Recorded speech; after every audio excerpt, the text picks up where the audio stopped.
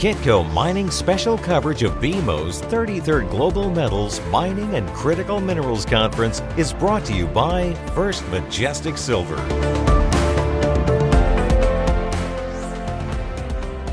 Patriot Battery Metals surprised everyone when its chair became the CEO.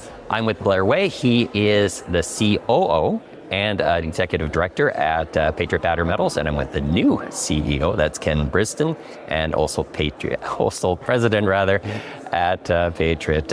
Gentlemen, welcome to Kitco. Pleasure to be with you, Michael. Thanks for having us. Thanks very much. First, Ken, I'll start with you. When you had the appointment, there was an announcement. You were formerly with the head at Patriot Minerals.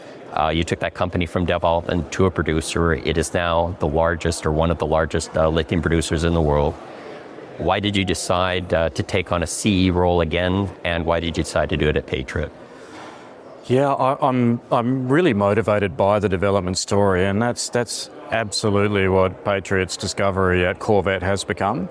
It's moved beyond being just an exploration play, and I think most people can see that it's now got serious potential and one day will be a mine. So from my point of view, personally, I would say that represents a great opportunity and a great challenge to get my teeth into.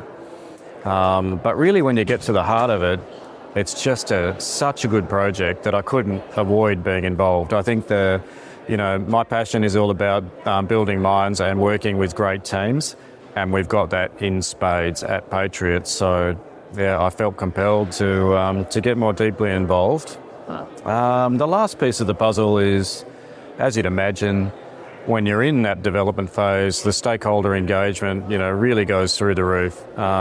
So being local to Montreal is a really important demonstration of accessibility to the locals, province, the Cree community, to even customers downstream. So I probably have a bit more flexibility than Blair in terms of my capacity to actually move to Montreal and get involved with the team there. And really, that the changes in management, that's really what represents the end result that we've come up with is hopefully a coherent management and leadership response to ensure that we can demonstrate success at Corvette from here. Mm-hmm. I was wondering about the timing of the announcement. Lithium has had its terrible 2023, and then we're also, we're still heading into a soft market here in 2024. Why did you decide to do the announcement now instead of rather than waiting when there might be a recovery? I appreciate it's been a tough time for shareholders and for equity investors in lithium more broadly.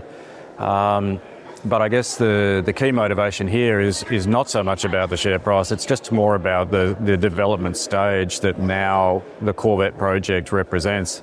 And with that move to the commencement of the approvals process and the more deep sort of work in engineering and for that matter, discussions with the Cree, the implication is that you really need to have a more significant local team to make that work. So that's really the key from a timing point of view, is just the development stage of the project. Now, Ken, you had that experience again with Patriot Minerals, and you could certainly say that critical mineral sector has more primacy. It's certainly more important than Australia than it is in North America, which certainly has more of a diversified mining approach. Is that fair? Is it a fair characterization? Yeah, it is. Yeah, broadly speaking, I'd agree with that. Growth in China, China's gone through a massive period of investment in new energy, of which the critical minerals are always going to be a key kind of feedstock.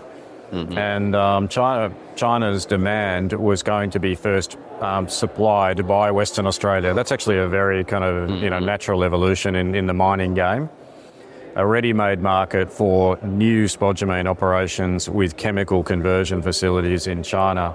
However, in the case of the Corvette discovery, we would say it's so much more about the future of the North American and European supply chains, much more so than China. In that respect, it's a different story.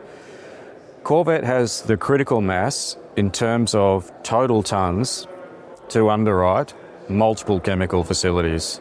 And as a result, we should be able to have sensible conversations with participants downstream that are also interested in building out those new supply chains that allow some diversity in the lithium world, at least diversity beyond China, in which case I think we represent a logical raw material supply base. So yeah, I see that as being part of both our challenge as we develop Corvette, but equally the opportunity to be a key part of the development of that new supply chain that takes us beyond China.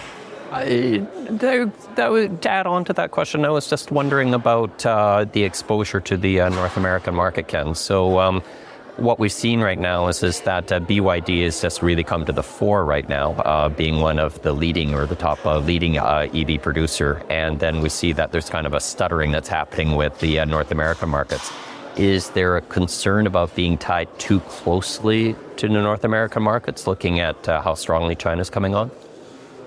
Yeah, I mean, it's obviously worth keeping an eye on. Yeah. But I guess my personal view is that that's being overplayed. You know, I'm not so sure the story is really as bad as people are currently presenting, you know, with respect to EV demand and the growth in the EV market, but particularly when you consider the time frame that we're talking about for development.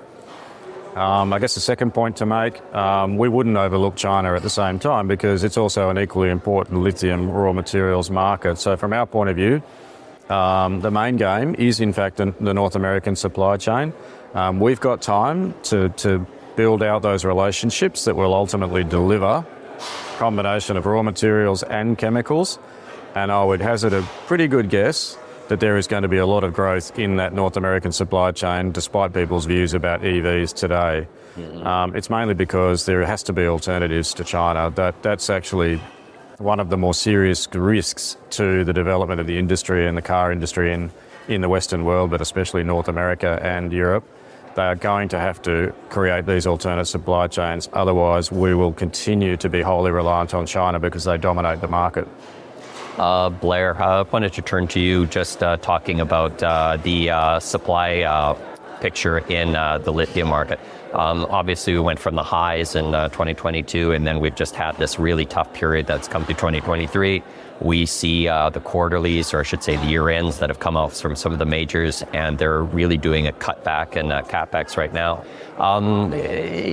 What has changed with lithium supply right now? Is you seeing like a lot of demand, or sorry, I should rather say supply destruction right now? And is there anything else that is actually kind of happening that we might not be aware of in the lithium space?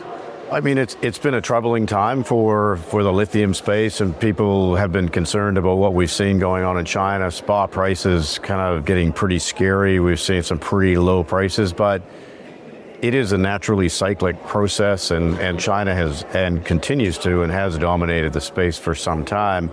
But of course, there's been some high prices that they've probably not been super happy with. So they've looked at alternative supplies, and you have seen those alternative supplies, typically more expensive, but through grants and what have you, they've been able to sort of build up that supply, and it's actually probably limited some of the other Western potential producers or developers to not get the funding that they needed to get into production. So it then pushes back on, we're seeing the price, well, I think we'll start seeing the price return. The market is going to, have to take from what they've seen, the typical downturn we saw before in 2020, and I think Pilbara was selling at somewhere in the order of about $360 a ton. That was a tough time, and in some cases they weren't even taking deliveries. We haven't seen that this time in this round so far. We're seeing sort of an $800 ceiling, which is twice what it was only 3 or 4 years ago. So the market demand is still there. The dynamic of how China is going to choose to, I guess, acquire some of those materials, they kind of got pounded the year before, so I think they've responded in a way that you'd expect. They did the same thing in iron ore, and we've seen sort of this sawtooth action as the pricing does continue. The demand profile for materials is quite staggering when you look the number of EVs that are being sold worldwide, and looking at China, looking at Europe, looking at North America. it's, I think I've heard numbers of 35% year on year, and maybe it's dropped down to 28%. They're still massive numbers. So I think longer term, if you sort of look further down the road, the likelihood that the demand will continue to ramp up, and it'll have its ups and downs along the way, but the demand is going to be there. The EVs are there. Stationary storage is taking off. We're seeing lots more deals coming for very cost-effective in-house storage and the like for solar systems. So that demand for lithium is not going anywhere, and we're going to see a change in the market as we have in the last downturn. But it's going to be, I think, a healthier return. And maybe we don't see the crazy spikes we saw before because there is the capacity for that supply to just be a bit more sensible. I think China's dominance ultimately gets won or gets, becomes less significant over time as the West responds with their demand, which to me seems very, very likely. You're not going to let China own the entire car industry globally. So at some point in time in the cycle, there'll be a reversion that says, well, we now have no choice. We have to invest in EVs, and the supply chain will follow. I think it's highly likely that happens between now and 2030. Otherwise, there won't be a car industry, in the US or in Europe, and China will own the globe. Let's turn to Patriot. Blair, I want to start with yourself and get some updates. You're expecting that you're going to have updated mineral resource estimate in Q3. Correct. So we've had an amazing year last year. We drilled about 45,000 meters to get to our maiden resource in August last year. We then drilled another 45,000 meters in the latter part of 2023. Those results have been coming through with multiple updates on CB5 drilling, CB13 drilling, and also CB9 drilling. We're now in this winter program. We have an 11 rig program underway now to basically infill drill the CV5 resource and actually bringing a little bit more up. So we're now taking it from an inferred resource to indicated to feed into our future studies, which are a critical part of the development cycle that we're underway with the Corvette project, and specifically at CV5, taking it from a discovery to now the development cycle of permitting it. So we submitted our project description at the end of November last year, and that's the kickoff to the process. We will get a feedback letter from the government soon on that in the coming weeks, which then gives us essentially a shopping list of what's required for an ESIA, what the expectations are for that. We're pretty familiar with what that's going to be, but that kicks off or defines that process, and then we'll feed in some of the ESIA work we've already done, but it's multi-season, multi-year collection of data, baseline information. So it's a busy year ahead of us to be able to feed into that, and then feeding into the timeline of permitting for the project. Now, Blair, you mentioned permitting. Andrew Forrest had some choice words about permitting in Canada with his Ring of Fire, for instance. Are you feeling comfortable in terms of being able to advance the project in terms of permitting? Absolutely. Quebec is a separate province, so each province in Canada has their own challenges, and similar to Australia. WA is an easier place to permit than, say, New South Wales, for example. So there are these idiosyncrasies, and certainly Quebec is a very mining-friendly jurisdiction. The current government is really supportive of the build-out of the lithium-ion battery supply chain. So what we have laid out ahead of us, we think, is very achievable. We have received permits to date already. We've built a temporary camp, which is going to be turned into a permanent camp of 80 people heading to 125. We've built out our access road as initially a snow road going to an all-weather. And the permitting process for that has been very cooperative and interactive. It's not been like, we need this and you've got to give this or stop, you can't do it. They're looking at solutions so we can achieve the outcomes we need within the parameters or boundaries that are defined by a very clearly defined permitting system. So what we've seen, as I said earlier, we submitted our project description. That had a timeline. The feedback for that timeline from both the Cree and the Quebec government has been really positive. So we see permitted by the end of 27 construction and, commissioning by the end of 28, which really dovetails in with what we see as a potential for the hydroxide facilities, the conversion plants, to also be ready for us to feed to them. So it really looks like a very achievable timeline. Ken, in your presentation, one of the things that you mentioned, just talking about refining, is that, quote, lithium chemical refining is currently missing link in the Western supply chain. Yeah, very much so. China, again, dominates that sphere. In the last decade, they've built huge amounts of chemical conversion capacity, and that's further entrenched their dominance in the value-added chemicals delivery globally. And unless there's an investment in the Western world, they will continue to be very heavily reliant on principally China. Now, the good news is that there is moves afoot to change that paradigm, and in fact, some of that investment is already underway. It's underway in Western Australia, Korea, and in Quebec itself. And I'm certain there'll be more, because there is going to be a need for this alternate supply chain to develop. Could it and should it happen in Quebec? I would say yes, absolutely, because for all the reasons that Blair just outlined, Quebec is actually a great place to be involved in mining. There's an underlying culture around mining being a key part of the economy. The frameworks within which the bureaucracy works are strong in a similar way, by my experience actually, in a similar way to they are in Western Australia, for example.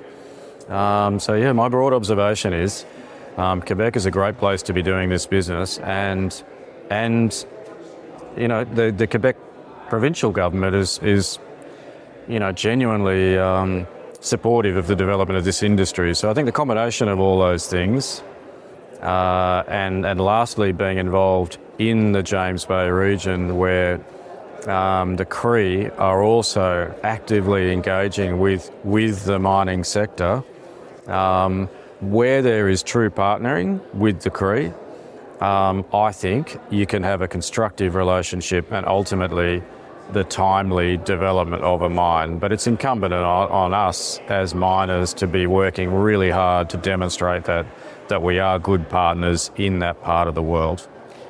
You had the large cash infusion from Albemarle that was announced. Albemarle right now, just given the soft lithium prices, they have been cutting back on their capex. They announced within their quarterly that they're going to focus on organic profitable growth.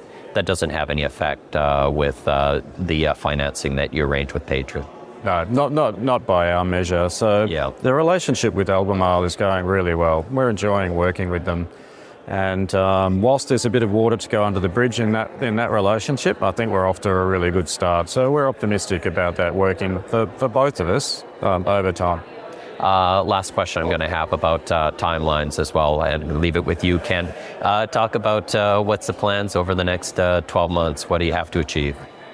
Move to Montreal, I guess. Oh, of course, Yes. No, I'm enjoying Montreal. The strategic objectives for the company are really all about,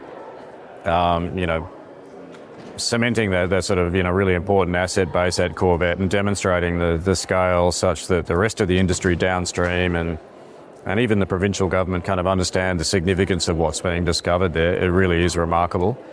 And I'm pretty confident will be a very important part of the future growth in the industry, both North America and Europe. So that's important to us, demonstrating the district scale exploration potential while we're underwriting the development case for CV5. In addition, we're doing more work to establish this important relationship around the future of the North American supply chain. So basically chemical relationships, chemical deals that have the effect of more deeply integrating Corvette as a future mine to the North American market. Ken Brinsden, Blair Way, thank you very much for speaking with Kitco. Thank you. Pleasure, Michael. Thanks. My name is Michael McRae here at the BMO conference for Kitco Mining. Kitco Mining's special coverage of BMO's 33rd Global Metals, Mining and Critical Minerals Conference is brought to you by First Majestic Silver.